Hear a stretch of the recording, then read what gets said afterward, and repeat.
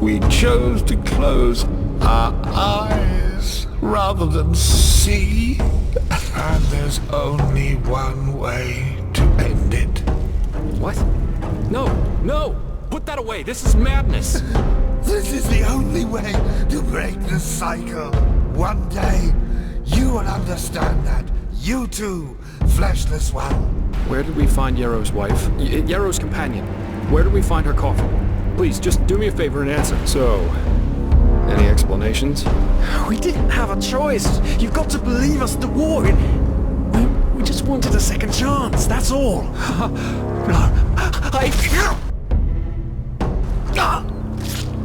Rise and shine.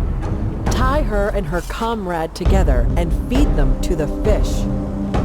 Good luck in your new life, friend. Well, working with you is definitely an experience, to say the least. We should push on, find that stupid train. I just want to get out of this place as quickly as possible. Such chaos.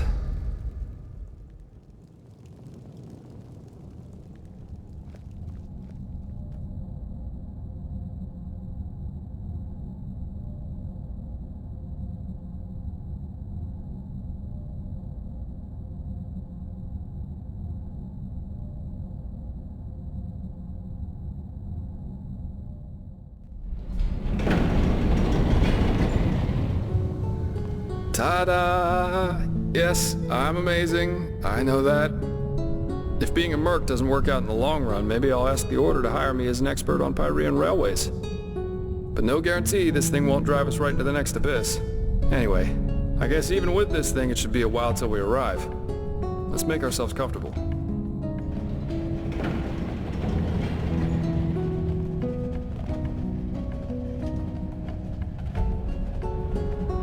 Sorry for the drama back there at the house. I guess I just didn't know what to make of the situation.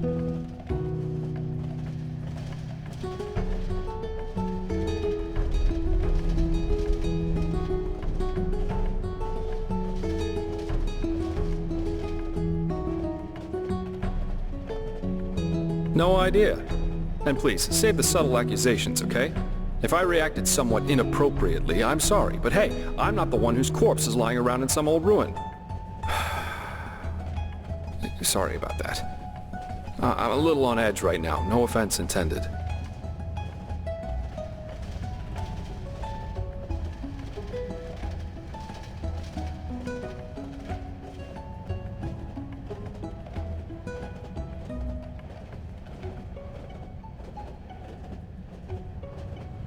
I figure all of this is just wrong. But I'm repeating myself. If the High Ones were planning to confuse us, they definitely succeeded. We really should tell the Grand Master about this, and about what happened to Constantine. Still, we can't allow this to get inside our heads too much. What matters right now is the mission. And at least it stays exciting. Two daring adventurers who have gotten themselves into something they don't even remotely understand are plundering ancient ruins in search of treasure. Don't laugh, but this reminds me a little of my past, of my childhood.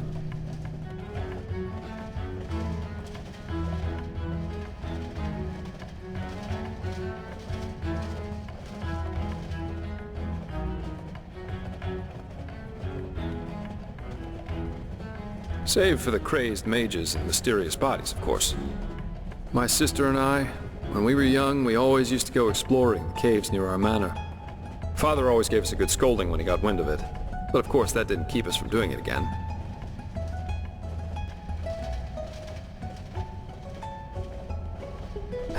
Right, because I never told you. Adila and I are not exactly close these days anyway, probably because we lost our bond somehow. After our father died.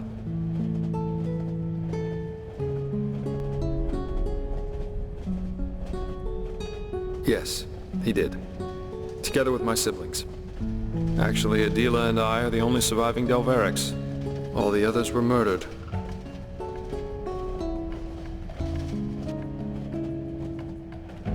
No need to be. But I appreciate the thought, so thanks.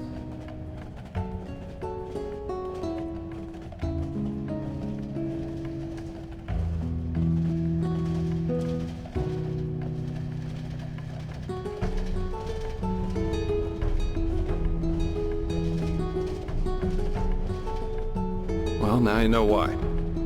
In a sad way, a part of me is actually glad everything happened the way it did back then. It made me into a man, and it showed me what kind of characteristics have a tendency to drastically shorten one's life.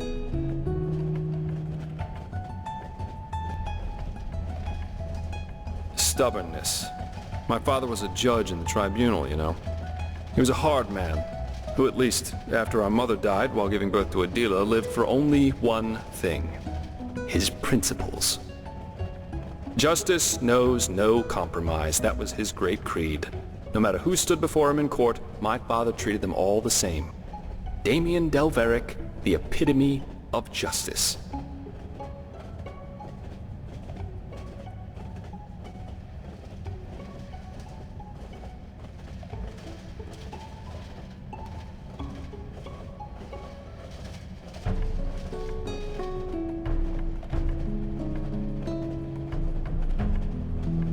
It does to most people.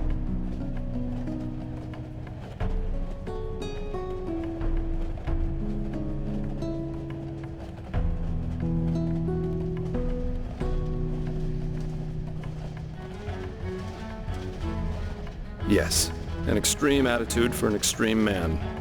One day, the son of a highly regarded Archer Sublime stood before the 12 judges of the court. Valenzio Duran. He had murdered 2 whores, made them happy, as he called it, and it was obvious that he didn't feel so much as a hint of remorse. You know those kind of people. The ones who think that money and power entitle them to anything they want.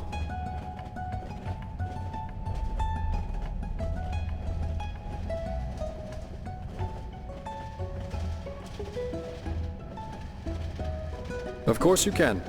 11 of the 12 judges voted for a verdict of not guilty, because they knew Valenzio's father was influential within the Relata.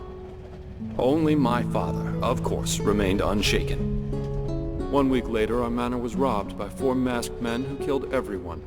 Servants, guards, my 2 older brothers, all of them. Officially, they were bandits, who just happened to be running around with blades made of shadow steel. My sister and I only survived because we had snuck out for one of our expeditions. Ironic, isn't it?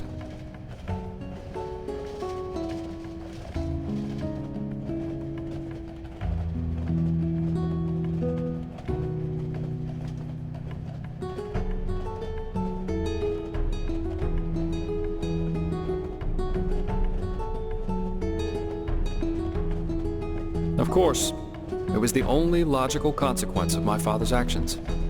And what good did it do in the end? None. As we speak, Valenzio's enjoying himself in some brothel, with 2 whores and a bowl of grapes. But you see, there's no point in being angry about this. And do you know why? Because this is just how the world works. There's no divine justice, no system through which it's decided who lives and who dies. There are decisions and there are consequences. That's it. This is also why there's absolutely no point in fighting for ideals, the greater good, or whatever else you want to call it. First of all, because no one will thank you for it, and second, because people are stupid. That's the one universal rule that there is to this world, no matter how much you try to accomplish something. In the end, stupid people will destroy all you've achieved, with no more than a snap of their fingers. Fight for the moment, and the moment only. Because unlike everything else, you can be certain of its truth.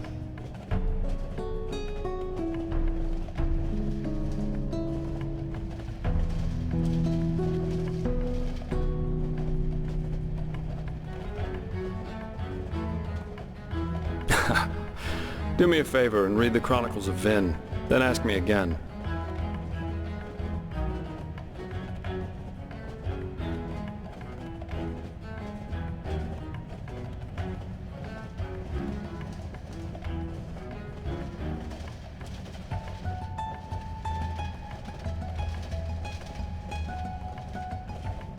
Absolutely. If he had wanted to see this snob die so badly, there would have been other ways. Poison, an accident, a hired killer, just a hint of common sense. That's all he would have needed. But, of course, none of that would have conformed with his sacred principles. Adila and I were still young when all this happened. A friendly family took us in, and my sister joined the Order of the Apothecary in the Frostcliff Mountains. But since then, we haven't been able to speak to one another. She raised a wall of ice around herself, so to speak, and fled into old family books and memories. But, anyway, enough about me. You're an orphan too, aren't you? How come? You never told me about that.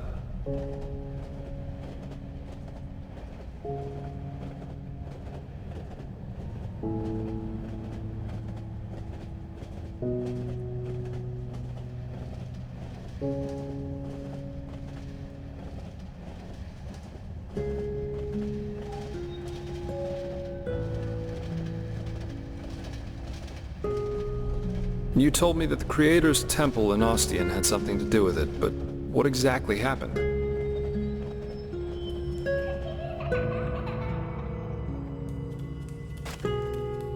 They're dead, don't you remember? You murdered them back then, both of them. At least this means there's more meat for the two of us. You still remember how to do this, right? First, off with the skin. Slice up the belly, then out with the entrails. You set this horrible fire to your sister's crib. She screamed and screamed, and Mommy heard it, but when she finally got there... You know, sometimes I wish the Creator would have made me just a little less merciful. Just a little less pious. Because then I would have realized that you were tainted by sin long before any of this had ever happened. I would have put you in the horse trough right after you were born. Yes, I should have killed you. I should have just killed you. Just like you killed us. And now, you think you're safe because we're all under the earth, don't you? Well, listen up, my child. You are wrong. And do you know why? Because the dead don't forget. Do you hear me? The dead don't forget. Bring me a nice crisp piece of meat. Bring me a nice crisp piece of meat. Bring me a nice crisp piece of meat. Bring me a nice crisp piece of meat. Bring me a nice crisp piece of meat.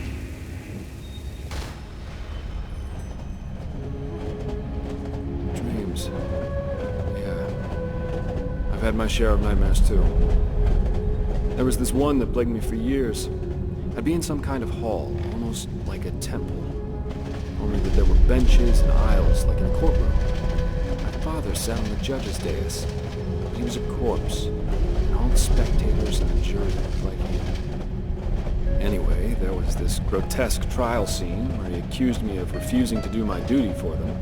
And it always ended with his skin melting off like hot wax. Pretty messed up, I know.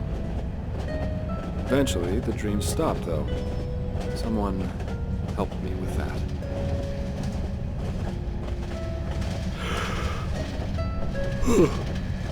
But anyway, enough of this gloomy talk for now. We should get some rest. We've still got a long ride ahead of us. I don't say this often, but I like working with you. You're okay. You really are. Good night.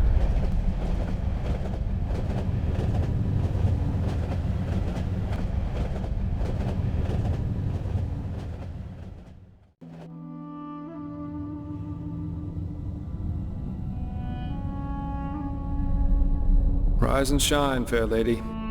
We have arrived. How'd you sleep?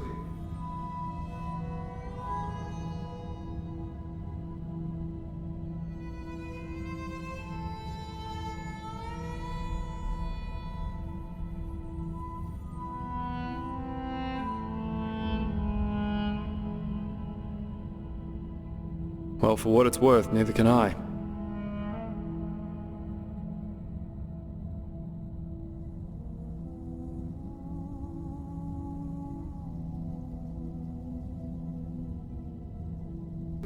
But it must have been 7 or 8 hours at least. Very interesting machine, this undertrain. Come on, let's take a look outside.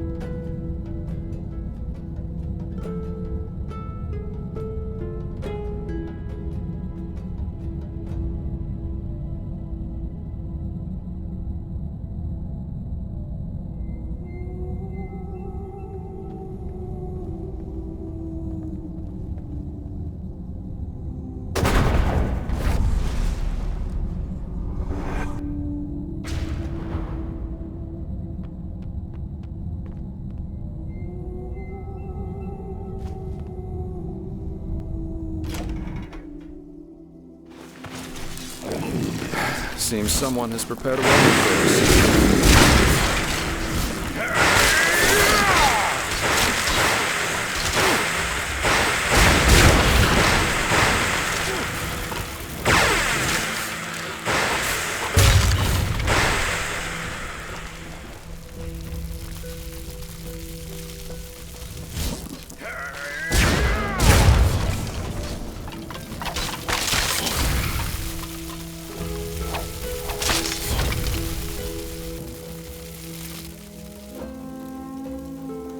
Huh?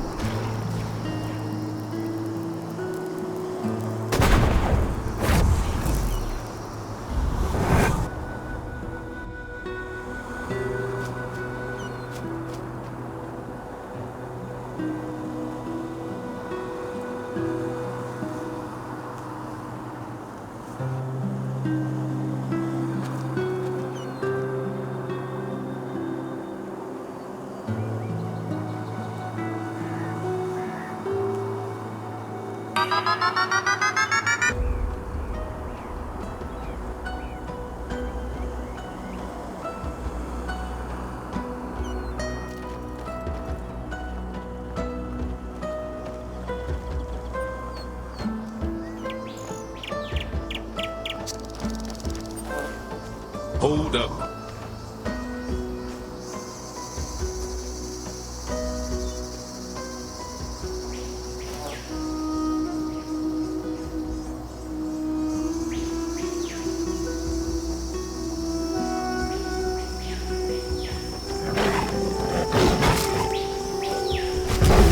All right, then.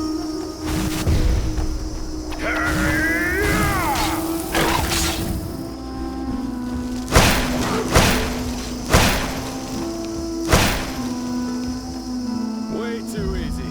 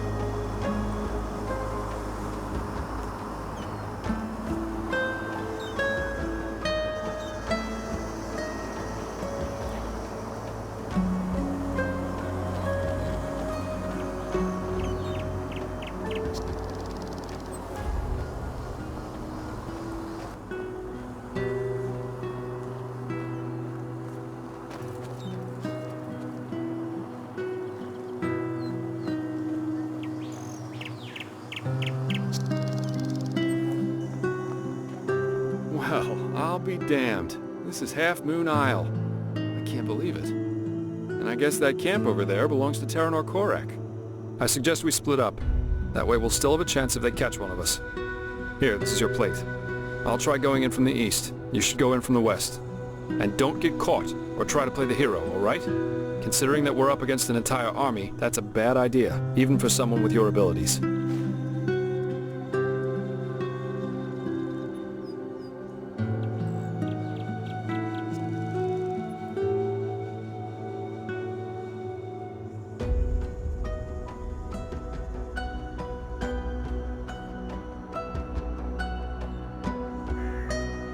Anywhere inside the camp.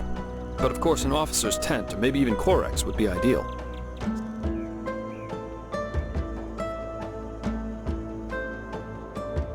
We'll meet again here by sunrise. Good luck, and be careful.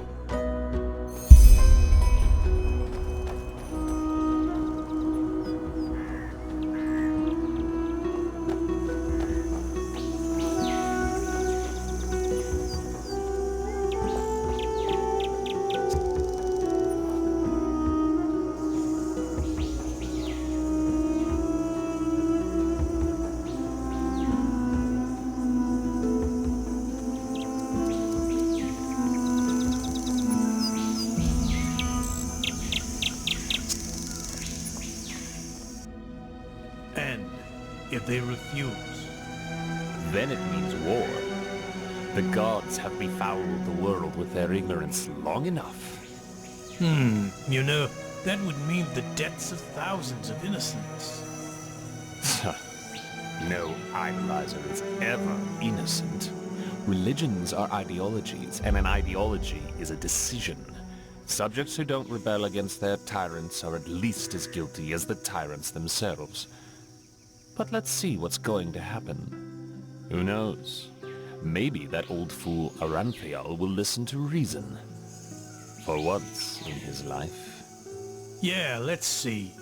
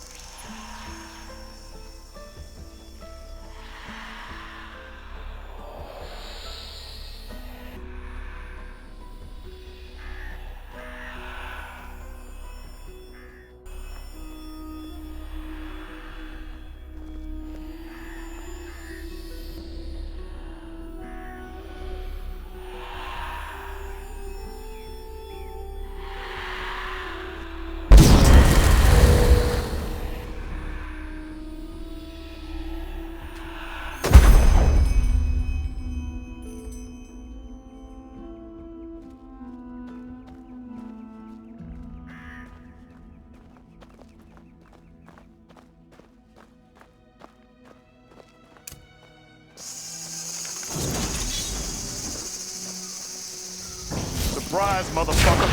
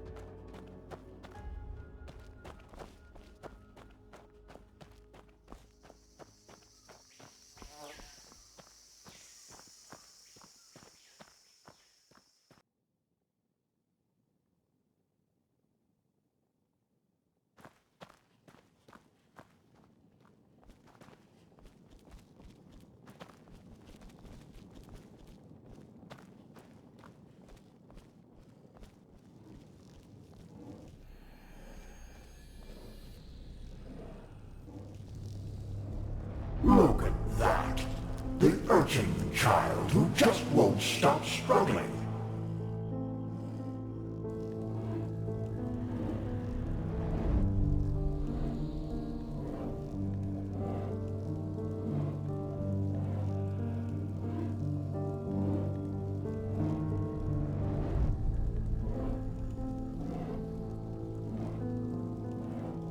Humor. You humans are masters of hiding your nervousness.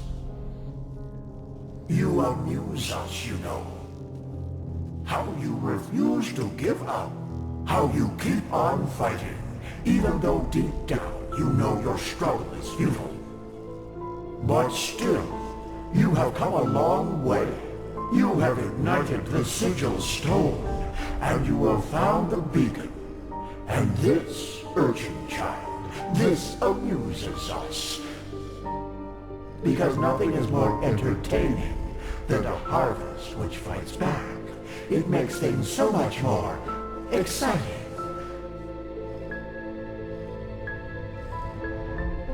So here's our offer, Prophetess.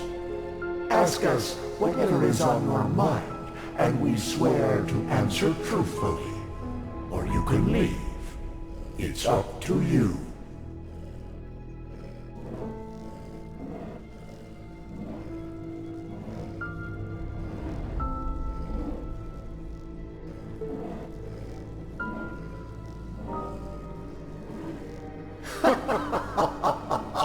That's up to you to decide. Come on, urchin. Ask or leave. In the end, you and your people will burn anyway. But sometimes, even the hope for deliverance alone has its merits.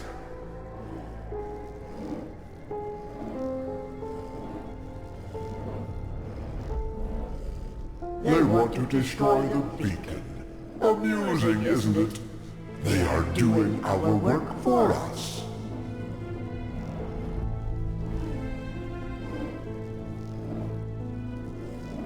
Yes, but they are naive. They believe that the cleansing is a good thing, and that we, the High Ones, have come to raise humanity to a higher stage. Evolution. That is what they call it. Just as the lizard became a dragon, and the bird became a man. Their leader, Coarek, thinks he is one of the emissaries, just like you.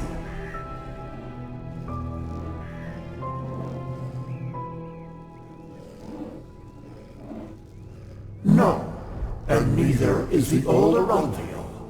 Coarek considers himself a savior, chosen to guide humanity to a glorious future, but he does not understand that he is a victim of his own pride. We have never appeared to him like we did to you.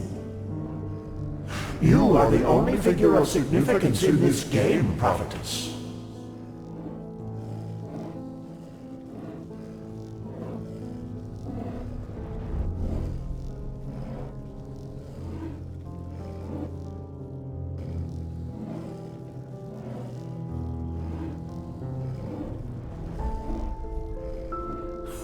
We know what you want to hear now. That you are special, that you have always been.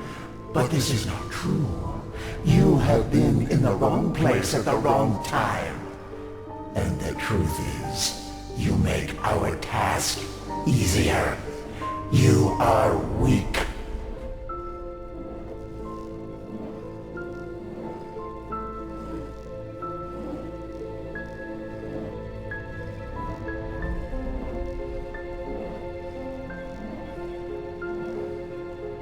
Are you so blind? We are the envoys of determination, the constant of being, before which time itself bows down. The dream of one long dead, which is about to become reality, and that will lead you to your doom.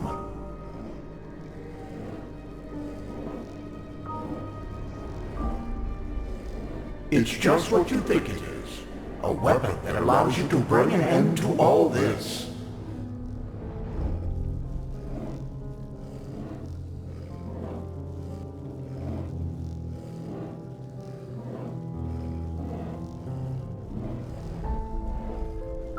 Fear, hate, joy. You assume we are thinking in human terms, Prophetess. Yet, a true deity is more than a simple human able to throw fireballs, as your late Lightborn were. A true god is a state of being, and its existence alone forms reality according to its will. There were so many before you, and so many have found the weapon, yet still we exist, and the cleansing is imminent. What does this tell you?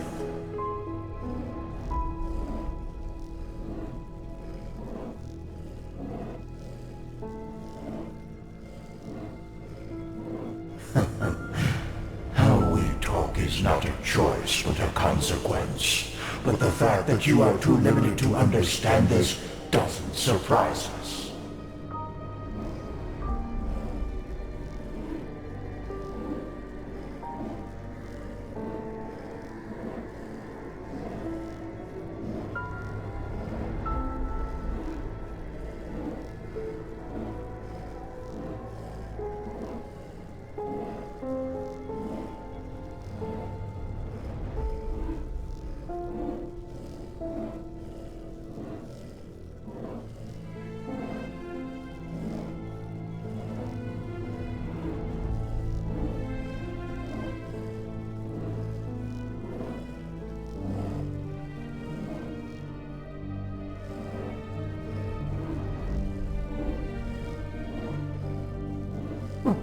Lofty words.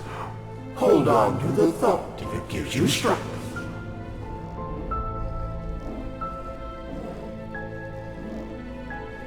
Very well. Now shoot. Continue your vain search. And forgive us for the pain. Now!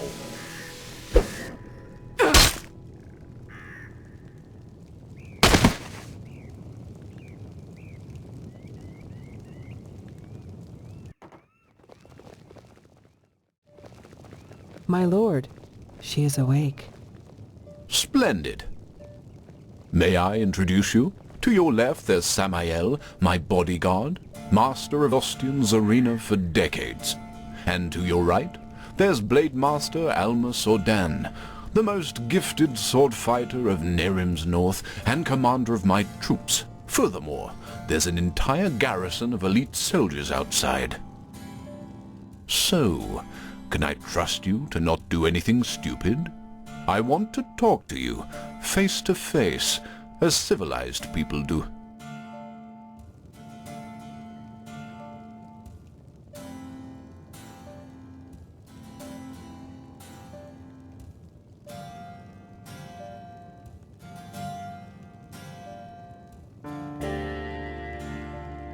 Fair point. But you forgot to mention that this particular someone tried to sneak into my camp. I think we are square.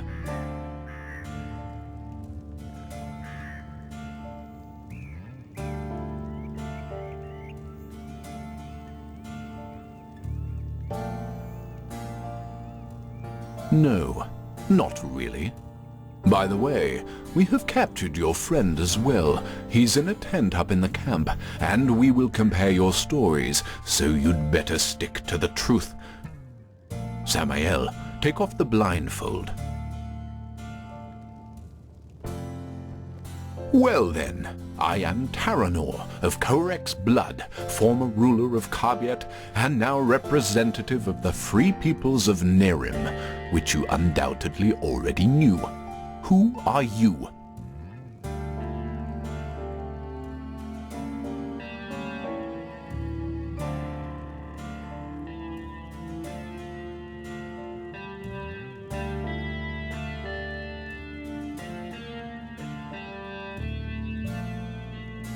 That is who we are, yes.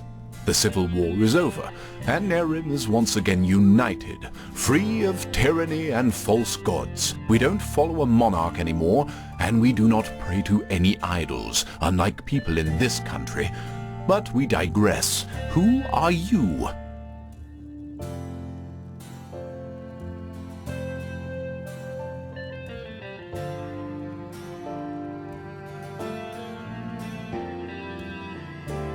I see. And who sent you? And why?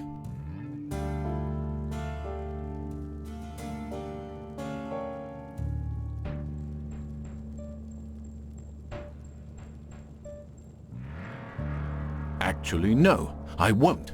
Contrary to what you might believe, I am no butcher, and I don't kill for the fun of it.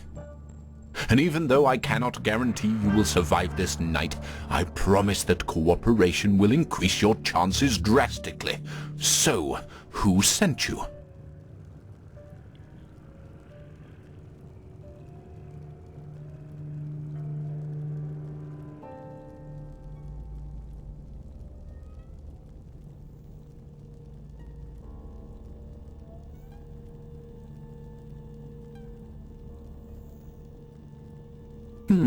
Just as I suspected. And how exactly...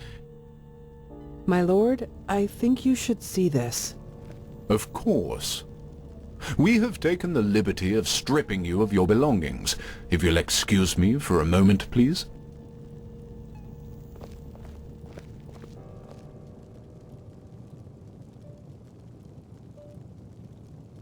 A silver plate. I see. They were sent to spy on us. Then let's kill them. No. She was honest, and I am a man of my word. And actually... Actually, you have done us a favor. We can use the plates to present Aranthiel with our offer, without putting ourselves in danger. What? How? What are these plates? Old artifacts of the Pyreans. Their magic works like a sort of ear conch. Sounds are transferred from one plate to the other.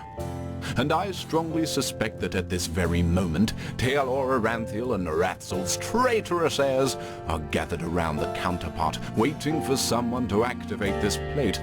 Aren't they? Samael, do you know how to use these plates? Excellent. Then activate it. I will talk to old Aranthiel. Let's hope that he will listen for once in his life. Otherwise, this will end in disaster.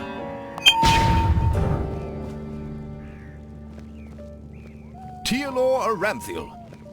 I know that you are there and that you can hear me, so why don't we just stop playing games? As you wish, Grand Master.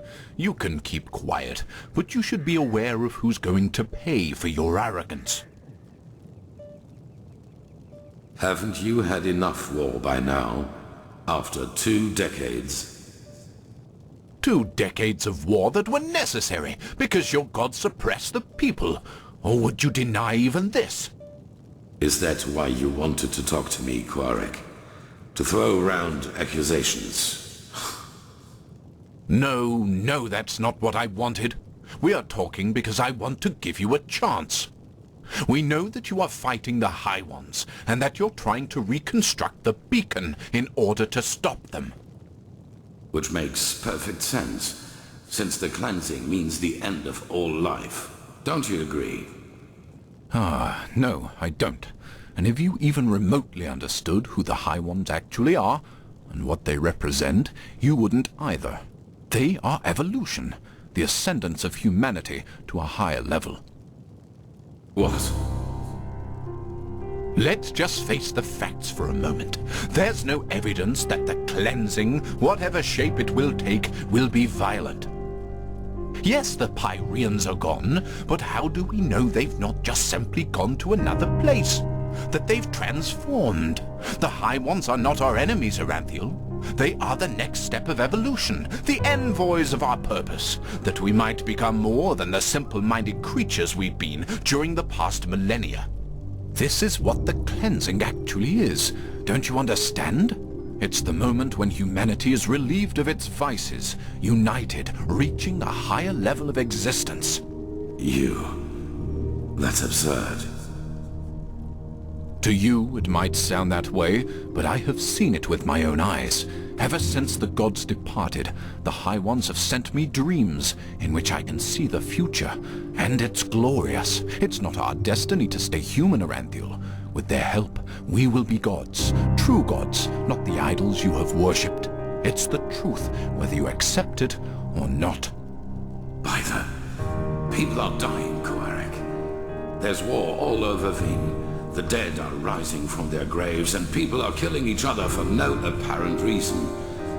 Whatever you have dreamed, does this look like some kind of ascension to you? I know about the Red Madness, but has it ever occurred to you that it follows a pattern as well? That it only befalls certain people? Whom? People whose thinking is in shackles. People whose minds are not free, and who are superstitious and ignorant. Such as the people in your country, to whom you have denied the truth about their gods. What? Are you saying that the Red Madness only affects religious people? People who still believe in the Lightborn? Yes. Religiosity is a pattern of thought that favors irrationality over reason. Someone who thinks in these patterns is simply not ready for the advancement, and the red madness is simply a way to sieve them out. A natural selection, if you will. That's also why you are not affected by it, Heranthiel, because you know that what you and your order fought so hard to keep up over the years were lies. This is nonsense.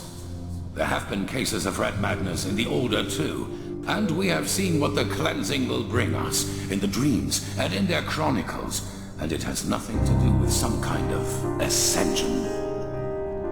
Just listen to yourself, Coarek.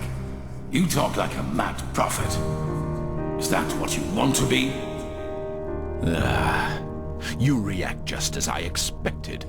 Very well then. Will you at least hear our offer? Speak. The cleansing has to happen, and we, the free peoples of Nehrim, will make sure that it does. We will not allow your backward thinking to keep humanity from advancing, as it has done for centuries. Therefore, if you don't want a war, you will stop rebuilding the beacon, and you will tell your people the truth about their gods, so that then they, too, can ascend when the time has come. You've said it yourself, Heranthiel. This world has had enough war. Spare it yet another one. I would if I could. But if these are your demands, then no. Then we will have to force you. This means bloodshed, Heranthiel, and innocents will die. And all because... This conversation is over.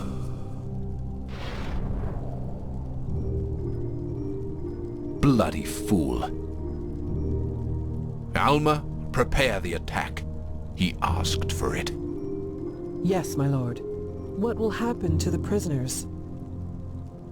The spies. Right. We're at war now, and this means you're my enemies. But as I said, I am a man of my word, and so I'll leave your fate to chance. Samael, put her to sleep, and then put her and her friend on a raft. If they survive, so be it. If not, fair enough.